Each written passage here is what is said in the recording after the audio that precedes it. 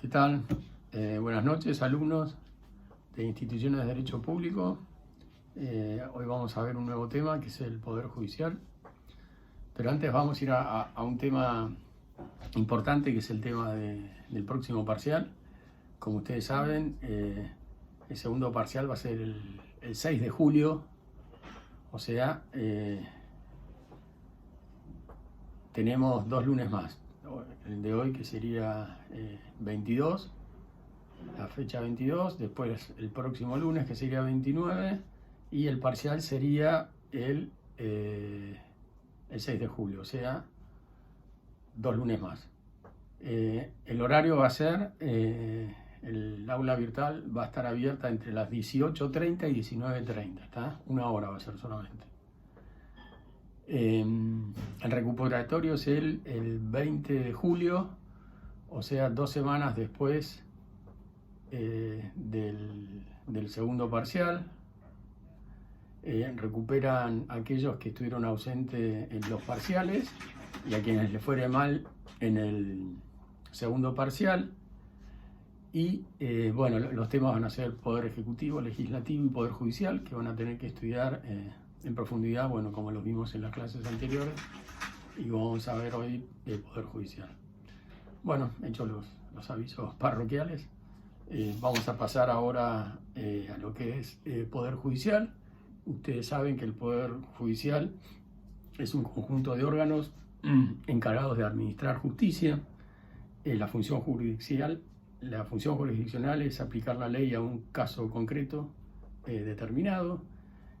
Tenemos el concepto de independencia del Poder Judicial, que implica 2 conceptos para poder lograrlo, ¿no? La inamovilidad de los jueces y la intangibilidad en la remuneración de los jueces, que como ustedes saben está regulado en el artículo 110 de la Constitución, que establece un estándar de la conducta de los jueces, que dice que duran en el cargo mientras dure su buena conducta y no pueden ser susceptibles de ver disminuida su remuneración. Ustedes saben que el Poder Judicial es un poder independiente del resto, pero bueno, esta situación a veces no se da del todo, teniendo en cuenta el artículo 109 de la Constitución, que habla de la independencia del Poder Judicial respecto del Poder Ejecutivo.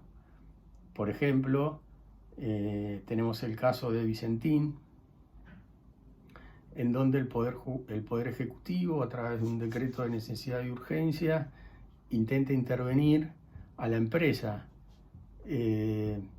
Ustedes saben que el artículo 109 de la Constitución dice que el Poder Ejecutivo no puede ejercer el conocimiento o arrogarse el conocimiento de causas judiciales pasadas, actuales o futuras, con lo cual mientras existiera en un proceso un juez que está interviniendo, el Poder Ejecutivo no podría intentar intervenir.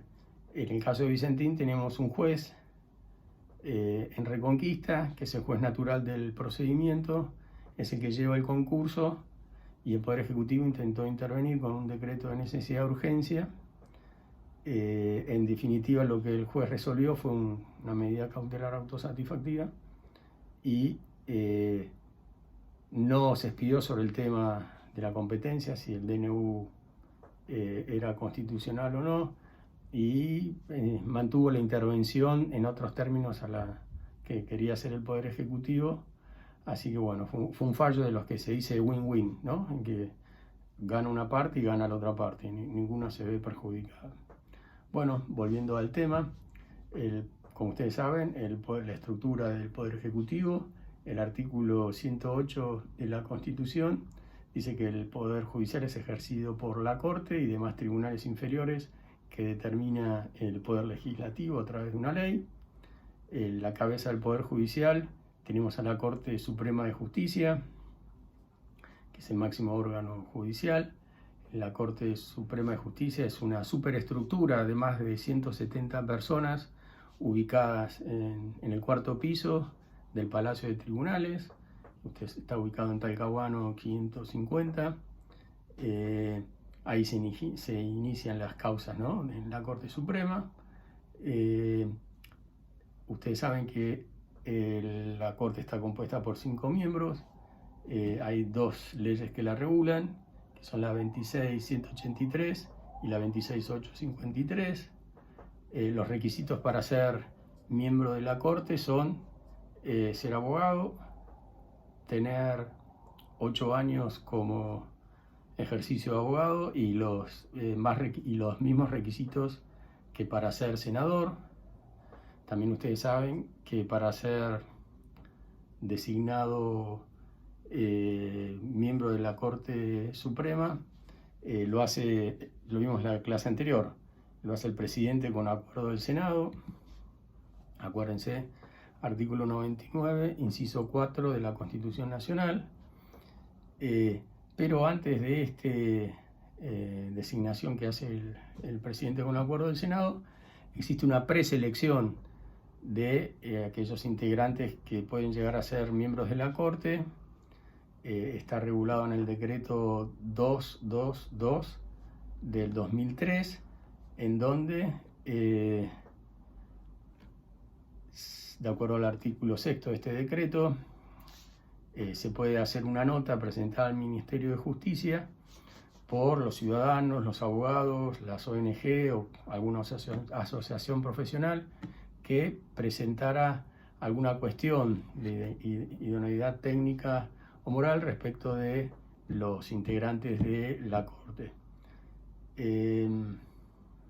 Tenemos la magistratura, que es la magistratura, viene del latín magistratus, hace referencia al oficio de juez o magistrado, tanto en la Cámara, en la Corte o en primera instancia. Y tengan en cuenta que el juez es un órgano imparcial e independiente cuya facultad es decidir cuestiones judiciales con fuerza de verdad legal. Los jueces, como ustedes saben también, son designados por el presidente luego de una terna que le envía al Consejo de la Magistratura de los 3 candidatos más idóneos para desempeñar el cargo de juez, después de un concurso de antecedentes técnicos con una entrevista y con casos prácticos que es de bastante difícil sustanciación. Llamamos a los tribunales, a los juzgados nacionales, a los juzgados federales. También tenemos las cámaras.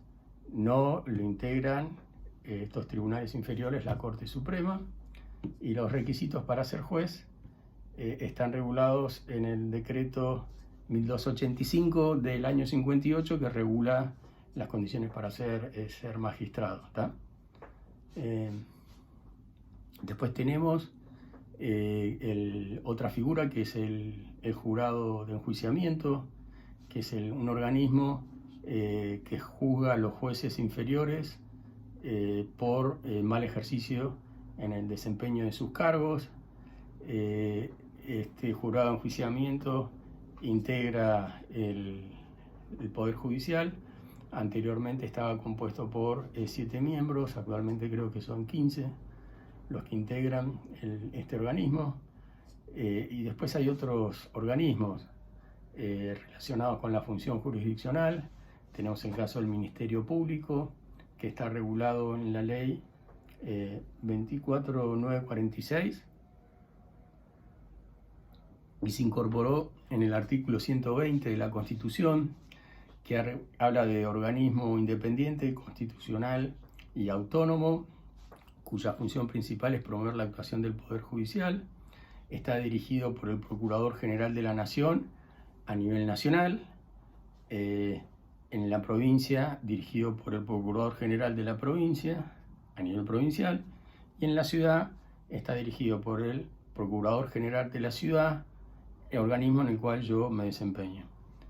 El Ministerio Público está integrado por 2 partes: el Ministerio Público Fiscal, que lleva la conducción de los fiscales, y el Ministerio Público de la Defensa, donde está el defensor general, que lleva la función de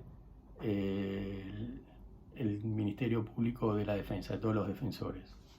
Y bueno, después finalmente, y no por ello menos importante, tenemos las atribuciones del Poder Judicial, tenemos la jurisdicción federal, que está regulada en el artículo 116 de la Constitución, que establece que la jurisdicción federal o la justicia federal versa sobre cuestiones sobre la Constitución, sobre tratados internacionales, sobre las leyes, embajadores, ministros, cónsules, almirantazgo, cuestiones en que la nación es parte y cuestiones entre dos o más provincias. Según el caso, acá intervendrán la Corte o los tribunales inferiores, ¿tá? ¿Cuándo intervendrá la Corte? Bueno, de acuerdo al artículo 117, en los casos en que se trate de ministros, cónsules o embajadores extranjeros y en los asuntos que una provincia es parte. Eso es competencia originaria de la Corte. Y después está la competencia derivada o apelada de la Corte, que es los casos de recurso extraordinario, que son los más comunes, y los casos de recurso de apelación ordinaria, que son poco frecuentes. Y después tenemos la jurisdicción ordinaria, que son las cuestiones del Código de Fondo, reguladas en el artículo 75, inciso 12 de la Constitución, casos civiles, por ejemplo, un contrato de alquiler, casos comerciales, caso de ley de sociedades, lo que está pasando con Vicentín, que está regulado por la ley de sociedades, la antigua ley de sociedades, el Código Penal, un caso de un robo, un hurto, Código de Minería, caso de impacto ambiental. Bueno, todas esas son cuestiones de tribunales provinciales. Y después tenemos la justicia en la Ciudad de Buenos Aires. Ya habíamos visto algo cuando hablamos de la autonomía de la Ciudad de Buenos Aires. Acá podemos decir que mientras la Ciudad de Buenos Aires sea capital federal, tendremos tres tipos de justicia: la justicia federal, la justicia ordinaria y la justicia local. La justicia local se refiere a la justicia vecinal, temas de consumo, por ejemplo, que se pueden arbitrar ahí en los tribunales de consumo de la ciudad, cuestión de faltas, una multa, por ejemplo, contencioso administrativo y tributario, daños y perjuicios, con un organismo de la ciudad se litiga en el contencioso administrativo, y caso tributario, una determinación de impuestos, de ingresos brutos que le hace la AFIP, tienen que ir al contencioso administrativo y tributario para poder dilucidar el tema. Después tenemos que cuando la ciudad de Buenos Aires ya no sea más capital federal, van a quedar solamente en la ciudad dos tipos de justicia. La justicia federal y la justicia local u ordinaria. Bueno, eso es todo por hoy. Sé que faltan 2 semanas para el parcial. No dejen para último momento, aprovechen para estudiar. Cualquier consulta ya saben dónde encontrarme. Junto a la clase de hoy les dejo un caso práctico sobre el Poder Judicial. Y bueno, nos estamos viendo en la próxima clase. Va a seguir siendo virtual. Y bueno, les dejo un saludo muy grande y buen inicio de semana para todos. Hasta luego.